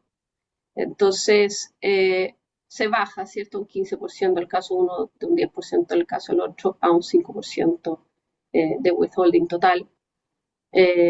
Entonces, ¿qué era relevante en este caso? Había un acuerdo de accionistas a nivel de Prévost Holco, que estaba en Holanda, que determinaba que no menos del 80% de las utilidades serían distribuidas a los accionistas, en la medida que lo permitieran las condiciones del negocio. ¿Ya? Y la Corte canadiense lo analizó y consideró que la sociedad holding no era una compañía, porque no existía un flujo de fondos predeterminado o automático hacia sus accionistas. Dice de hecho que el acuerdo entre los accionistas no imponía ninguna obligación legal a la sociedad holding, ¿ya?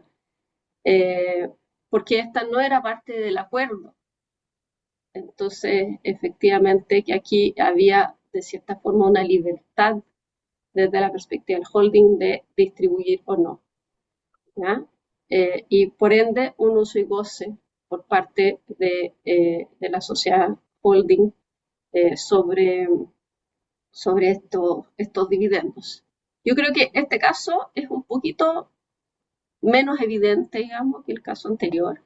Acá hay cierta discusión, quizá la Corte canadiense fue un poquito legalista y uno debiera ver en la práctica qué es lo que efectivamente está pasando para verificar si efectivamente redistribuye todo siempre. Al final, la casuística también lleva a que en un concepto más de sustancia sobre forma, a verificar de que efectivamente, posiblemente este Holco no era el beneficiario.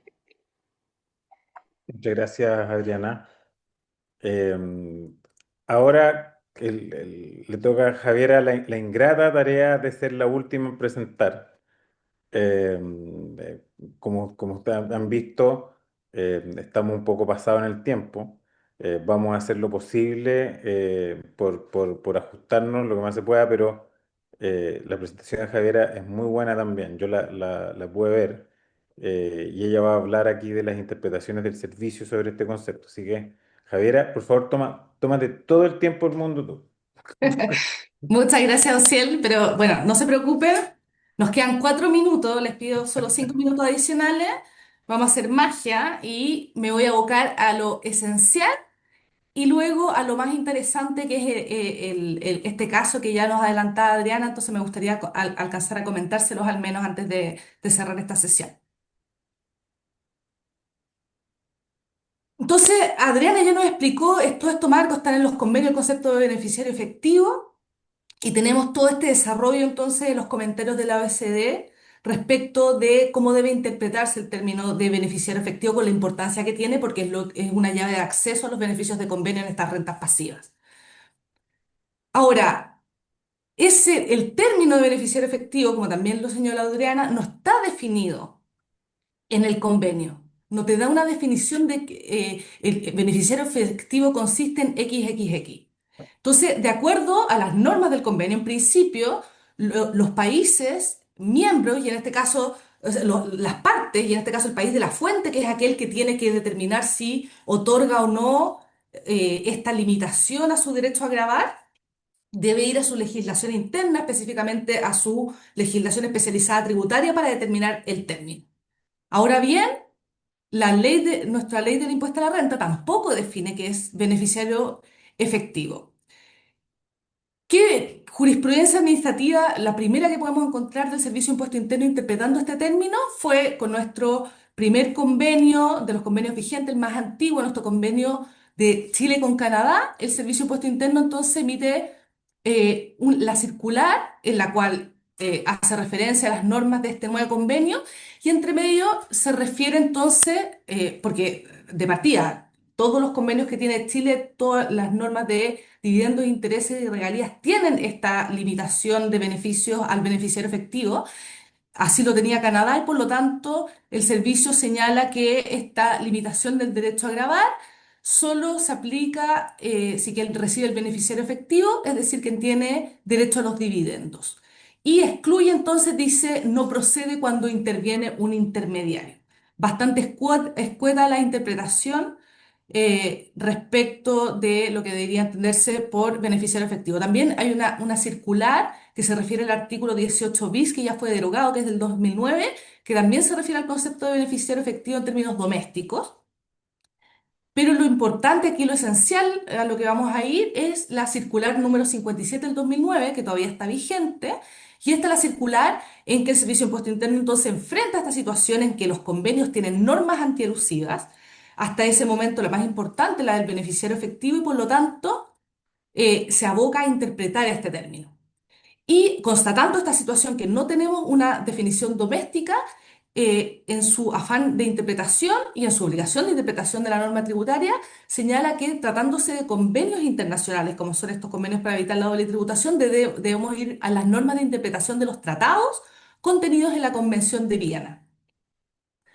Estas son las normas de interpretación de Viena que se citan, a través de las cuales, y aquí solamente destaco que la regla de interpretación general, lo más importante aquí es que la Convención de Viena señala que debe interpretarse el tratado en el contexto de estos y teniendo en cuenta su objetivo y fin.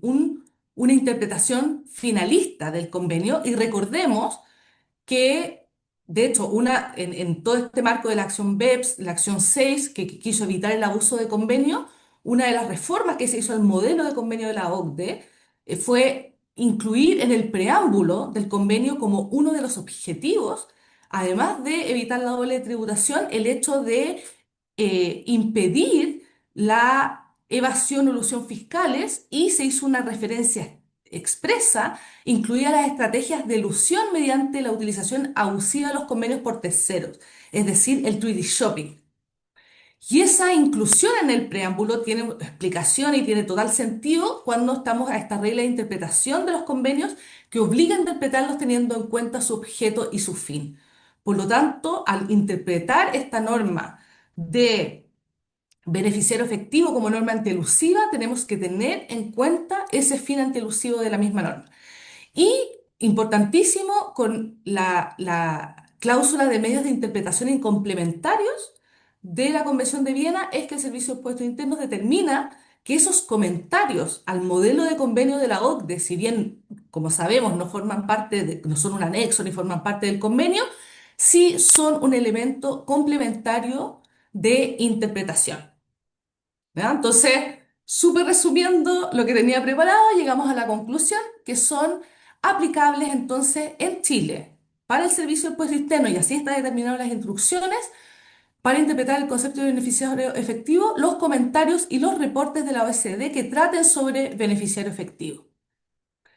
Y ahora bien, estos comentarios no contienen una definición propiamente tal como les señalaba, pero lo que hacen es igual de importante, señalan cuáles son los casos o directrices que permiten interpretar cuando un sujeto, cuando una persona residente en el otro estado contratante cumple o no los requisitos para ser calificado como beneficiario efectivo y por lo tanto acceder a los beneficios del convenio.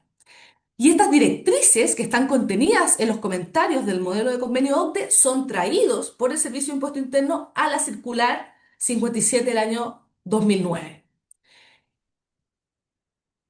Entonces, todo lo que señaló Adriana respecto de los comentarios del modelo OCDE son aplicables en Chile, son aplicables obligatoriamente por los funcionarios del Servicio de Impuesto Interno y son una guía interpretativa importantísima, obviamente, para nosotros y también es importante para el mundo de la tributación internacional en el sentido de que Chile también va a tener una interpretación equivalente, similar a los otros países miembros de la OECD.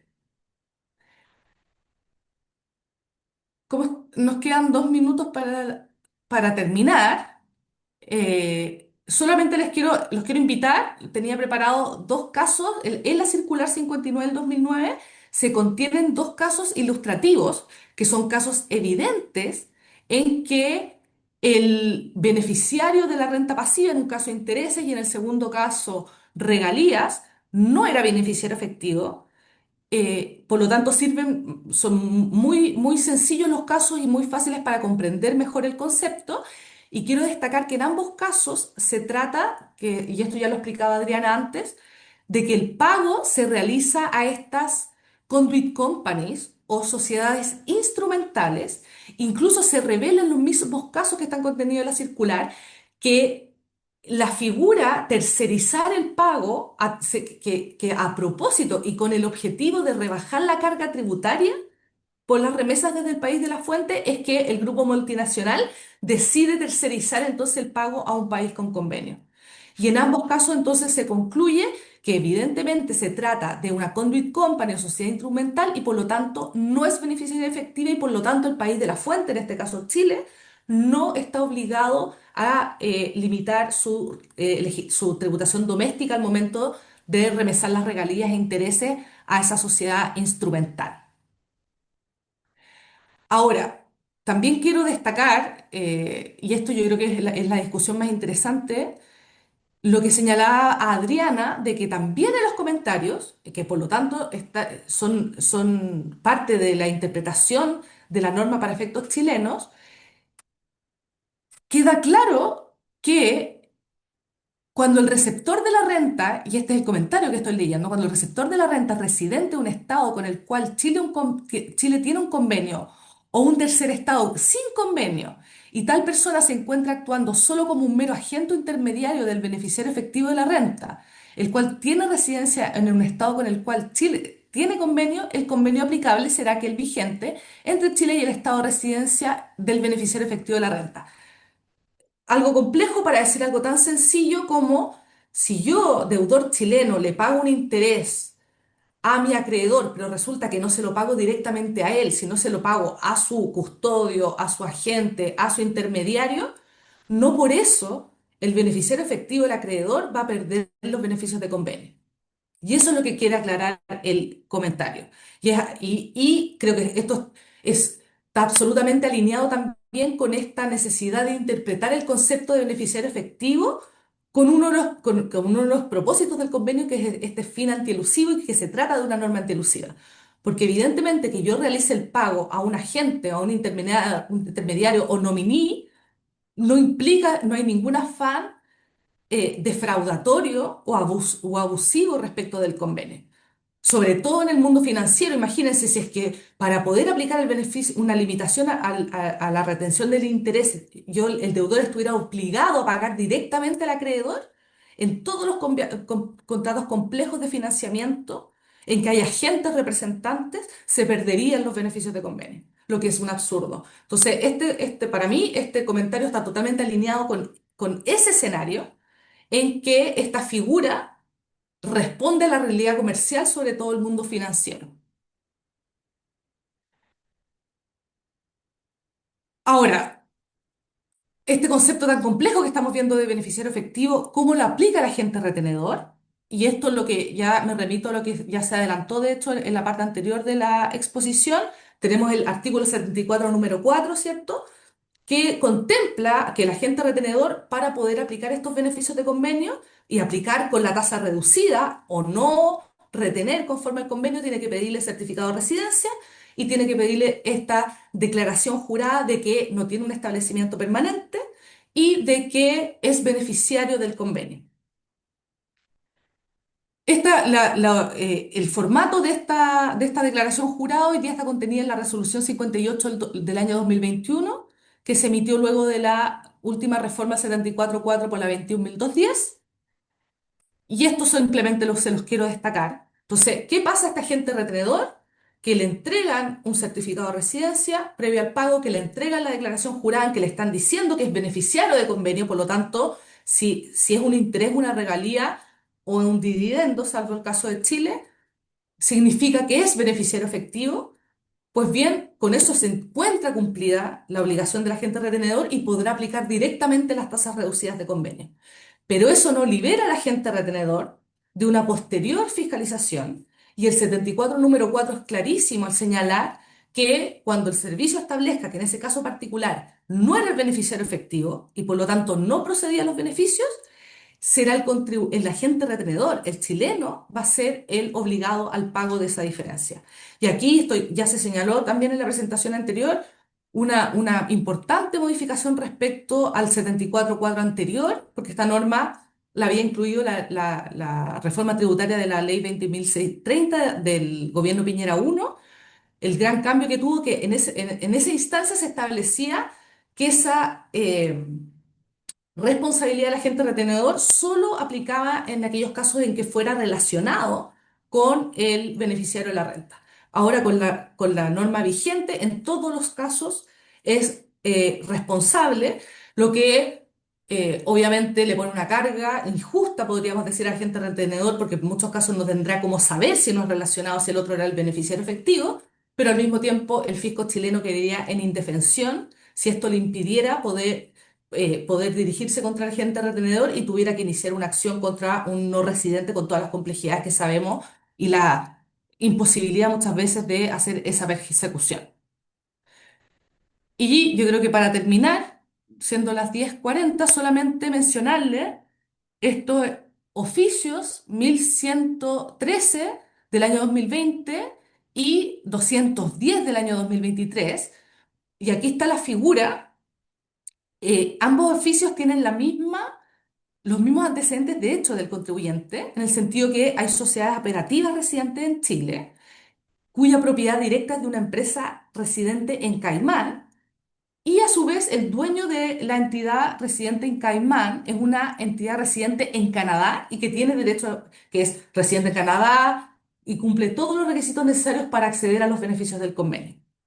Y en este caso la consulta del contribuyente y la posición del contribuyente es: Estas sociedades operativas le reparten dividendos periódicamente a esta sociedad de inversión residente en Caimán, pero resulta que Caimán, de acuerdo a sus estatutos, está obligada a inmediatamente recibir esos dividendos, distribuirlos a la entidad canadiense.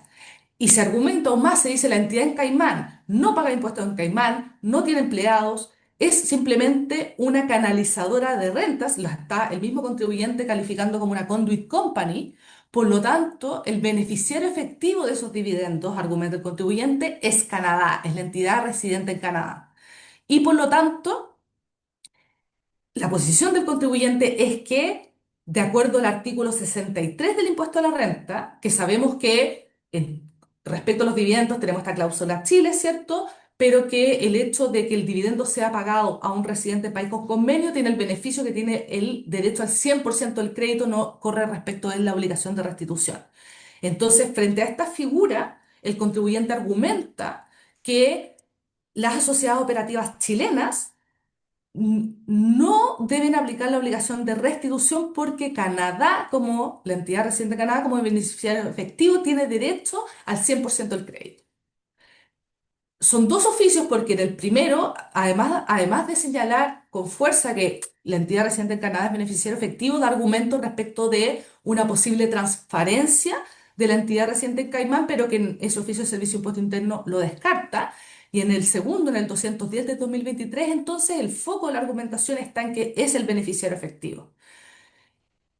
El oficio resuelve que no tiene derecho a los beneficios y mi posición, y luego de dar mi posición le doy la palabra a Adriana, mi posición es que en este caso la interpretación del Servicio de Impuesto Interno es correcta, porque ese comentario anterior que leímos en que el beneficiario efectivo tiene derecho a los beneficios del convenio, en mi entendimiento, dice relación cuando quien recibe el pago es un representante o es un intermediario, un agente, un nominee del beneficiario efectivo, pero es una norma que debe interpretarse con ese foco antielusivo y no es una ampliación de los derechos de los beneficios del convenio para inversiones que se tengan a través de otras entidades, como es el caso de la estructura que estamos mirando.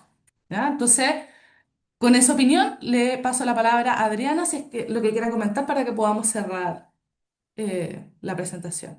Bueno, lo mío muy breve porque tengo exactamente la misma opinión de Javiera respecto de esto y yo creo que acá el servicio se equivocó. Con permiso, Nicolás, pero en el primer oficio, efectivamente, el contribuyente busca una interpretación de una sociedad transparente y yo creo que ahí sí se equivocó un poquito en la consulta del contribuyente. Pero en el segundo lo hace bien y yo creo que por los hechos, yo creo que es efectivamente el mismo contribuyente que se dio una vuelta, quizás cambió de asesores y volvió a preguntar lo mismo, pero ahora de una forma bastante mejor argumentada, con el concepto del beneficiario efectivo bastante bien explicado. Aquí estaba muy claro de que Caimán en este caso era un simple intermediario y el servicio no le compra el argumento al contribuyente, que me parece que va muy en contra del comentario de la OCDE que hablamos anteriormente y que Javiera volvió a comentar. Eso. Pero aquí yo estoy con el servicio. Ah, estás con el servicio. Pucha, te entendí mal entonces. No, y si yo no estoy con el servicio, yo creo que acá efectivamente cuando tú tienes una situación en que hay una obligación legal, en que Caimán tenga que distribuir el 100%, efectivamente sea una sociedad 100% instrumental, es una especie de nominee, en el fondo es una conduit company, y en este caso efectivamente el beneficiario final es distinto, muy distinto a los casos que comentamos antes en mi presentación, en que no había una obligación legal de que la sociedad remitiera los pagos inmediatamente a la en fin, a su accionista. Acá existe una obligación 100% legal en esa línea, entonces estoy en contra del servicio. Perdón, Javiera, pero acá vamos a discordar. Está perfecto. Y cuando tengamos más tiempo en otro evento IFA, ahí podemos profundizar un poco más. Es- Oye, muchas gracias a todos los que intervinieron, a Juan Pablo, a Nicolás, a Adriana y a Javiera. Eh, Antes, un aviso de utilidad pública, van a mandar a todos los miembros de IFA un correo invitándolos a participar como reporteros para el CAIERS del próximo año. Es una súper buena instancia para meterse en este tipo de temas, para participar en los congresos de IFA, así que eso lo va a mandar el equipo de IFA Chile. Y además tenemos un par de preguntas. Había una primero de Rodrigo Chandía que tenía que ver precisamente con la discusión del final, pero en el fondo él dice, bueno, al final de todo, si es justo o injusto que se le pueda pedir al retenedor chileno que califique el carácter de beneficiario efectivo de las rentas o no. Y luego hay una pregunta de José Agustín Lago, que pregunta qué medidas se utilizan en otros países para evitar el riesgo de una calificación errónea de beneficiario efectivo. No sé si en los 5 minutos que nos pueden quedar para cerrar puede haber algún comentario sobre eso, sobre alguno de los dos puntos. Yo sobre el primero, eh, reiterar que por eso, yo creo que son dos valores contrapuestos. Es evidente que es una responsabilidad al agente retenedor chileno que no tiene cómo, en muchos casos, si no son relacionados, no tienes los elementos para poder determinar qué es el beneficiario efectivo. Pero yo creo que la 21.210, que fue la que amplió esta responsabilidad, no solo respecto de partes relacionadas, sino que de cualquier otro contribuyente de terceros no relacionados, lo que tuvo en vista es que si no mantiene esa responsabilidad del agente retenedor, la única posibilidad que le quedaría, porque esta declaración jurada es voluntaria, es libre, no tiene mayores formalidades, entonces bastaría que siempre el extranjero, el beneficiario extranjero de la renta, simplemente mintiera en su declaración jurada para quedar en la práctica libre de responsabilidad, porque el Servicio de Impuestos Internos tendría que dirigirse contra un no residente que probablemente no va a tener bienes en Chile y que hoy en día no están los mecanismos para poder hacer esa fiscalización y finalmente ese cobro de impuestos. Entonces, yo estoy de acuerdo que es una carga, incluso podríamos calificarla como de excesiva que tiene el agente retenedor chileno, pero creo que no había otra salida. Y así entonces le pone a él la carga de hacer ese pago y luego tener que repetir contra el extranjero. No se me ocurre otra solución que se pudo haber implementado para disminuir esa carga. Ahora, quizás debería ser más una responsabilidad del mismo accionista acercarse y tratar de calificarse como beneficiario efectivo y evitarle a la compañía esta obligación de retención, no lo sé, pero sí es un punto, un tremendo punto. Eh, Respecto al segundo, no sé si alguien conoce de algún tipo de experiencia comparada respecto de el efecto de la no calificación o de la no acreditación. Al principio Juan Pablo, a propósito de la persona calificada, daba el caso de Estados Unidos, que me parece que es algo claro, en el fondo que es sujeto a una fiscalización posterior. La sanción siempre debiera ser negar los beneficios del tratado al final. Sí, disculpe porque en la mitad de la presentación se cortó la luz donde estaba, pero ya me ubiqué en otro lugar. Pero no mucho más que agregar, ellos efectivamente hacen una fiscalización ex post y en la medida de que se certifique que no se cumplen los requisitos y no está al otro lado alguien residente calificado, más todos los demás requisitos que hemos discutido en esta charla, niegan los beneficios del convenio y eventualmente hay que restituir si es que hubo una subdeclaración de impuestos. Particularmente los asesores de Estados Unidos venden como producto este Defense File como todos asesores gringos los cobran bastante caro, pero ese es el caso, sí, el que yo conozco, donde la exigencia al agente retenedor al momento de hacer el pago, si bien Nicolás tiene toda la razón, que ahí tienen que concurrir todos los requisitos, lo que se le pide o no al agente retenedor son niveles de due diligence distintos también si es que hay relación o no hay relación. Así que ese es el caso que yo conozco, que es el que tú mencionaste, y simplemente reiterarlo. Ahora, para juntar las dos cosas, quizás tenemos la oportunidad de ser un poco, de innovar aquí y de alguna manera, eh, porque en el fondo la retención errónea o la calificación errónea resulta en una responsabilidad para el retenedor. Y el que le entrega la información a su vez es el beneficiario de la renta.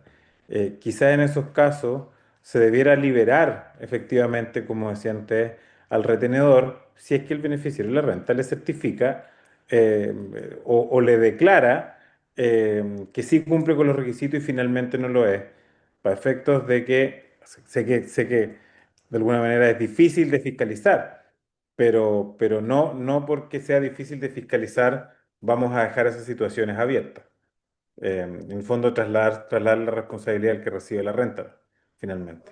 Solo hay que agregar, Ociel, que quizá la distinción que sí hacía la 20.630 de distinguir cuando hay una situación relacionada versus no relacionada, quizás debería ser un clivaje que vuelva a ser incorporado Sí. para estos efectos y que fue quitado, como comentábamos después, por la ley de febrero del 2016 de reforma a la reforma de Valdés. Simplemente agregar eso. Bueno, oye, podríamos estar aquí varios días, pero eh, súper bueno. Temas muy interesantes, preguntas que queden abiertas. Estén atentos al correo que van a enviar para los reportajes y si alguien tiene alguna pregunta para alguno de los expositores, siéntanse libres de mandársela. Las van a contestar gratis durante miércoles, jueves, viernes. Así que, bueno, saludos a todos y muchas gracias a todos de nuevo por su tiempo.